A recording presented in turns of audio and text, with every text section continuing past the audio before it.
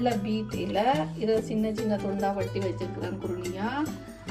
தேவையான பொருள் வந்து தேங்காய் பூ, பேக்கெட் பூ தான் நான் எடுத்துருக்கிறேன். நீங்கள் ஃப்ரெஷ் பூ எடுக்கலாம். இது சின்ன வெட்டினா பாதி வெங்காயம், ஒரு பச்சை மிளகாய், 1/4 டீஸ்பூன் மஞ்சள் தூள், தேவையான உப்பு, இது நல்லெண்ணெய் 1 டேபிள் ஸ்பூன், 1/2 டீஸ்பூன் பெருஞ்சீரகம், 1/4 டீஸ்பூன் கடுகு.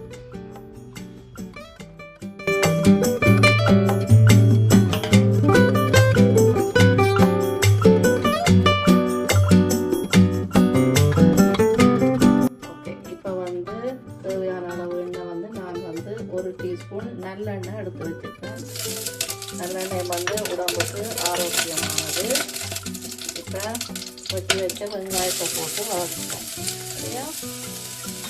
கேட்டு இதுக்கு வந்து நான் பச்சை மிளகாய் சேர்க்க போகிறேன்.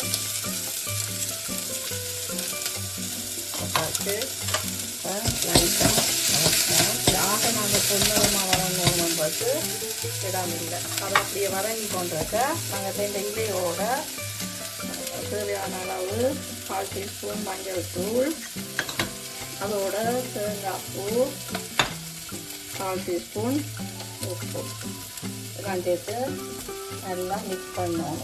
சரியா? மிக்ஸ் பண்ணி அதையும் வச்சாச்சு.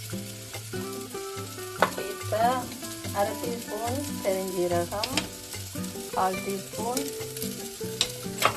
கடுகு போட்டு அதையும் நல்லா மிக்ஸ் பண்ணணும். ஓரளவு வதங்கி இருக்கு. ஓகே, இப்போ அது வதங்கினது காணும்.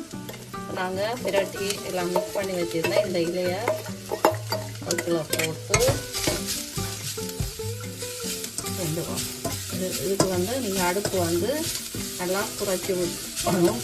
குறைச்சி விட்டால் தான் அது கருகாமல் அந்த பச்சையாக போகாமல் வரும்.